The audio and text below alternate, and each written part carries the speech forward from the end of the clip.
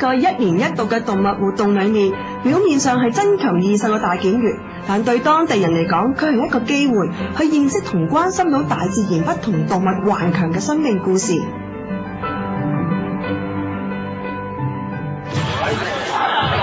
喺新聞入邊咧，蠍子係好特別嘅生物嚟嘅。點樣特別法？因為佢嘅生命力非常之強。日本原爆之後咧，第一種出現嘅生物就係蠍子，佢抗輻射嘅能力非常之強。點解可以咁擺喺手裏邊？佢咪會啄人嘅咩？蠍子其實有啲慣性嘅，同埋咧，我當然啦，要了解佢嗰個脾性啦，同埋呢種咧叫做皇帝蠍，世界最大嘅品種，佢係比較純良一啲嘅。係啊。呢種喺非洲揾到嘅皇帝蠍，佢並唔係靠條尾嘅毒鈎嚟識刺獵物，反而係用強而有力嘅螯肢鉗實份大餐，甚至將佢分屍，睇落去都幾殘忍㗎。但相對有劇毒嘅同類嚟講，絕對係屬於純良嘅品種。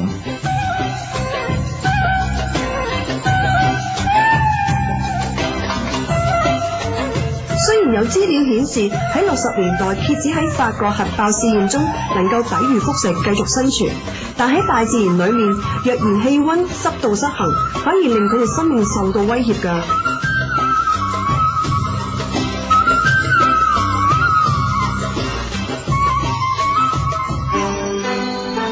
另一隻罕有見到嘅純良品種，仲有呢隻狐狸界嘅代表異國狐。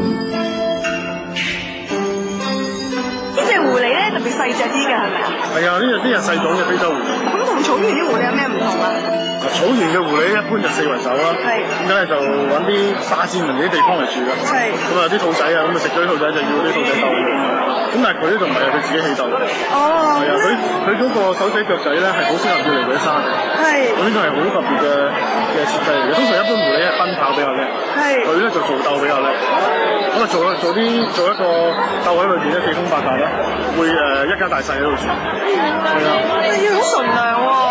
算係比較純良嘅一種狐狸啦，因為一般嚟講咧，如果人飼養嘅話咧，就算係啲草原狐狸嘅話，佢有時都會犯案。咁呢種咧就好錫主人嘅。係啊，好佢咁耐就係咁樣。係啊。異國狐喺沙漠生存嘅情況一直都缺乏數據，咁所以日本呢度就有人希望藉住認識異國狐嘅生活習性嚟人工繁殖佢哋。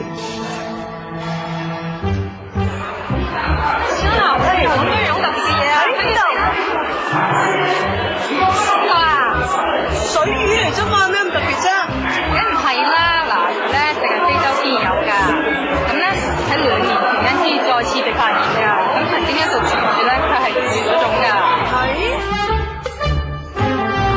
呢隻非洲水魚同一般水魚最唔同嘅地方，必定係佢個頭，因為喺嘴嘅兩側起角，方便佢捕獵啊嘛。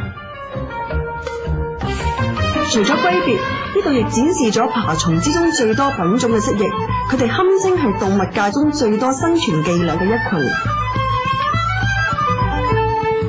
粗略估計，全世界已知嘅蜥蜴品種超過4000種，當中最多功夫集於一身嘅，必定係變色龍。變色龍天生擁有一對左右能夠各自獨立轉動180度嘅超級鐳射眼，無論獵物喺邊個方向飄過，都絕對唔會走漏眼。唔單止喺蜥蜴界中唯佢獨有，喺整個動物界中都係佢獨有。正因為咁獨有，有部分科學家認為變色龍對眼係冇可能進化出嚟嘅。變色龍第2樣強項一定係數到佢條脷。你睇變色龍步履蹣跚咁慢嘅動作，睇中乜嘢獵物都走清光啦。好彩天賦佢條脷不單長過佢身體，兼且速度夠快，一招極速無影攝，想開餐話都冇咁易啦。至於變色龍第3招，當然係變色啦，但所變化嘅顏色就唔係我哋想象咁誇張，純粹係因應環境變化改變佢嘅顏色。所以曾經有人試過喺屋企養變色龍，但因為唔記得熄電視，最終令變色龍無所適從之下香消玉殞。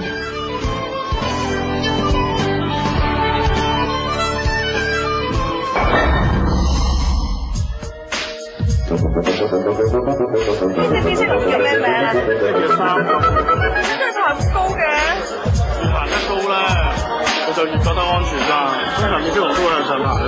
係啊，好似人一樣咯。咁佢有咩咁特別啊？變色龍本身咧識得彈條脷出嚟啦，佢呢個彈得好長㗎。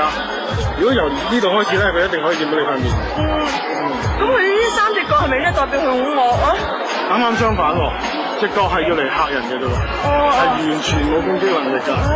你試下。係喎，唔尖㗎喎。打鬥嘅時候啦，揾隻角咧去碰對方，咁希望可以嚇走對方嘅。佢個手個設計好靚㗎，啱啱好係要嚟揸住啲樹枝。係啊，好得意。啱啱揸住啲手指咧，好似同你握手咁樣。係啊。呢個方法咧令到佢爪得好實，咁可以爬得好高都冇事。你睇佢不停向上爬，但唔會停低㗎咯喎。直至到最高，佢真係會上㗎，上到最頂嘅。好多變色龍一般壽命都係得2-3年，但三角變色龍由於係少數胎生變色龍之一，所以適應力好啲，生存10年8載都冇問題。另一種喺蜥蜴同門中堪稱係高手嘅，仲有佢。哇！呢條係咩嚟㗎？好肉酸啊！肉酸啦！呢條叫蛇蜥。究竟係蛇定係蜥啊？呢條其實係蜥蜴嚟嘅，蛇受助㗎嘛。係。蜥蜴咧就唔會啦，咁但係咧佢有蛇嘅功能喎。係。佢本身咧又長又溜咧，可以喺啲泥度快速咁樣行走。普通嘅蜥蜴咧，好難要追到其他蜥蜴嚟食。係。但佢可以捉到其他嗰啲原蛇啊嗰啲嘢食，好叻㗎。同埋咧，其實佢而家一路咧好似唔係好開心，我諗我就快啲要放翻佢落去，因為咧佢可以斷尾㗎，吸咗條尾咧冇咗身體2/3㗎啦。呢度開始啊？呢度開始可以斷㗎，係啊，我都係放翻佢落去。好。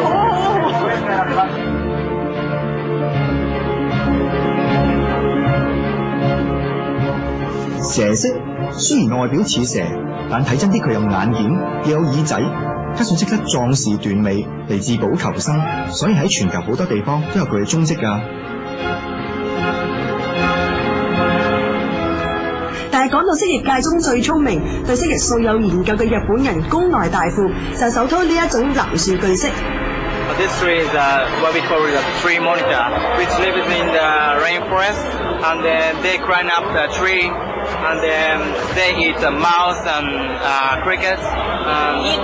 They have the strong male, then they can scratch the mouse, and then they can eat mouse easily by themselves, and then they are very smart species.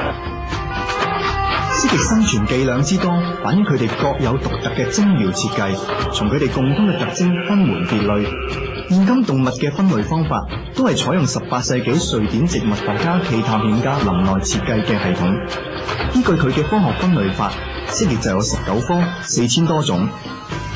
但其實翻查以色列古典舊約聖經中，早響公元前1000多年，經已將蜥蜴列為一類，當中仲有壁虎、石龍子、守宮、變色龍之分。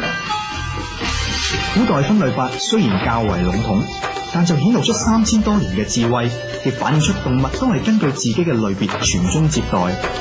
各類動物雖然與生俱來都有適應不同環境嘅生存本能，但近年人類對大自然嘅破壞，令動物界中都發現好多基因變異嘅物種。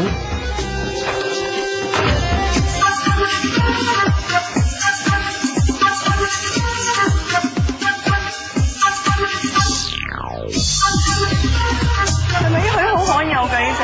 好罕有啊！你見佢隻眼睛紅色嘅。係啊係啊。其實呢隻蜥蜴咧原本就應該黑白色嘅。係啊。係啊，以黑色為主添。點解會變咗白色嘅？咁呢個係一個白化嘅現象咯。咁就成隻咧係個基因變異咗喎。呢條白化泰加蜥蜴顏色雖然變異，但佢仍然擁有蜥蜴家族中嘅自我修復功能㗎。嗱，呢啲皮佢脱出嚟㗎啦，咁係睇到佢身體唔同嘅部分㗎。係啊，嗱個肚嘅位置咧，嗰啲鱗甲咧就會闊啲。係。咁咧背脊啊或者係側邊嘅咧，就會係幼身啲細粒啲。係啊。係啦。咁其實講開佢啲皮咧，你會發覺佢嗰個設計係好奇妙。因為咧，佢蛻皮咧其實唔係話純粹係裝飾㗎。係。佢係蛻咗之後咧，佢將原本有受傷嘅地方啊嗰啲都會修復翻。同埋咧就唔需要睇醫生都可以咧，就係將嗰啲表面上嗰啲污糟嘢啊或者有問題嗰啲咧，全部清晒。咁當佢退咗之後咧，好似一個全新生嬰兒咁樣。今次喺日本能夠咁近距離接觸各樣動物，加深對佢哋嘅認識，令人回想到生命嘅奧妙，在於一切生態元素都係設計得精確無誤。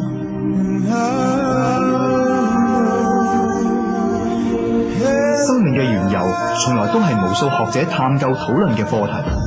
大自然中各樣生命，又俾大家觀察同埋歸納到啲乜嘢答案呢？